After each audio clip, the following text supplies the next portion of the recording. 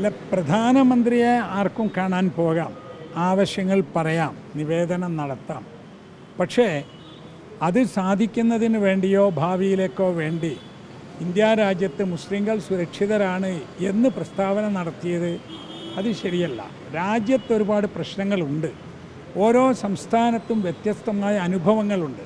ഒന്ന് ഉറപ്പിച്ച് പറയാം, നമ്മുടെ രാജ്യത്തിൻ്റെ പല ഭാഗങ്ങളിലും മുസ്ലിങ്ങളും മറ്റ് ന്യൂനപക്ഷങ്ങളിൽപ്പെട്ട ആളുകളും പിന്നോക്കക്കാരും വളരെയധികം പ്രയാസപ്പെടുന്നുണ്ട്.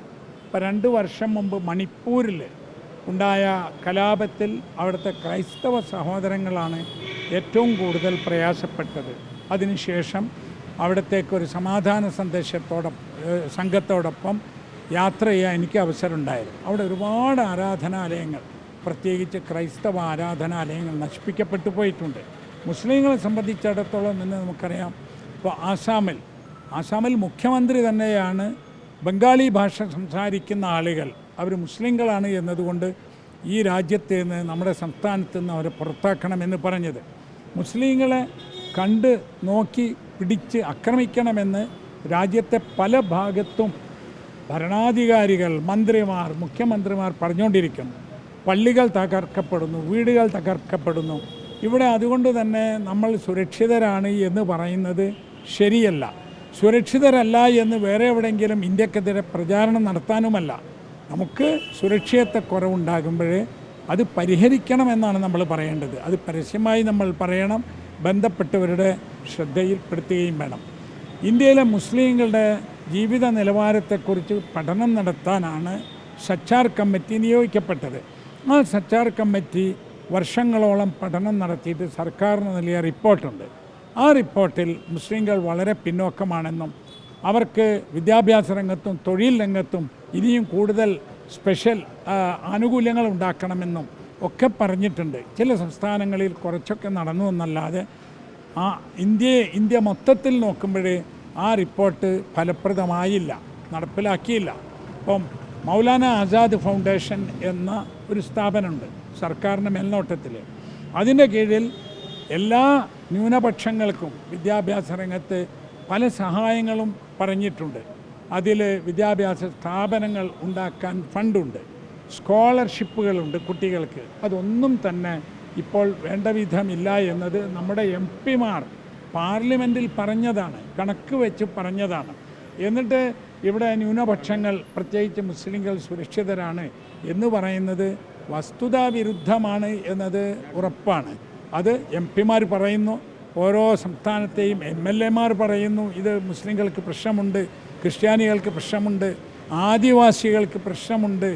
അതുകൊണ്ട് തന്നെ ഈ പ്രശ്നങ്ങൾ പരിഹരിച്ച് മുന്നോട്ട് പോകണം. ഇപ്പം നോക്കൂ, നിങ്ങളീ പറഞ്ഞ സംസാരത്തിന് ശേഷമാണ് മഹാരാഷ്ട്രയിൽ മുസ്ലിങ്ങൾക്കുള്ള സംവരണം വേണ്ടാന്ന് വെക്കാൻ തീരുമാനിച്ചു.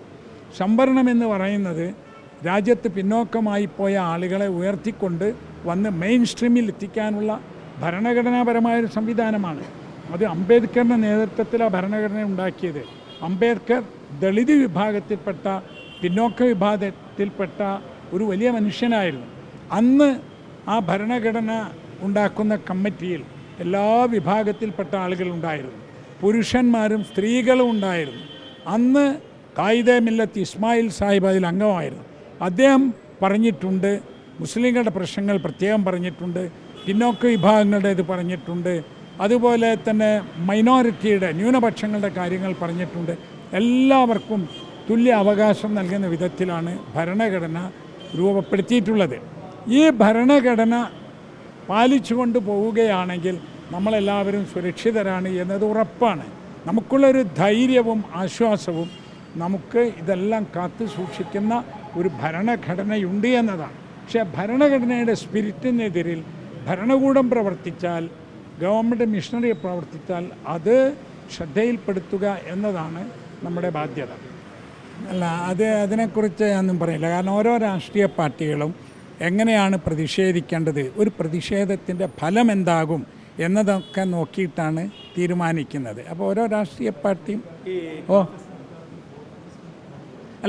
അതും ഇപ്പം എന്താണെന്നറിയോ, നമ്മളതിൽ ഇടപെടേണ്ടതില്ല. കാരണം ഇവിടെ പോർക്ക് തിന്നുന്നവർക്ക് പോർക്ക് തിന്നാം. നമ്മൾ ആരും പോർക്ക് തിന്നരുതെന്ന് പറയുന്നില്ല, നമുക്ക് പോർക്ക് തിന്നാൻ പാടില്ല എന്നേ ഉള്ളൂ.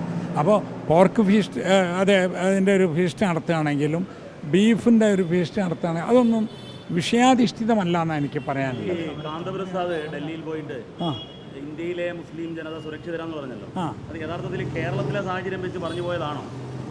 അതിപ്പോൾ എങ്ങനെയാണ് പറഞ്ഞതെന്ന് അദ്ദേഹത്തോട് ചോദിക്കണം. വളരെ പ്രായമുള്ള ഒരാളല്ലേ, അദ്ദേഹം പറയുമ്പോൾ അദ്ദേഹം എന്താണ് ഉദ്ദേശിച്ചത് എന്നത് അദ്ദേഹത്തോട് തന്നെ ചോദിക്കണത്.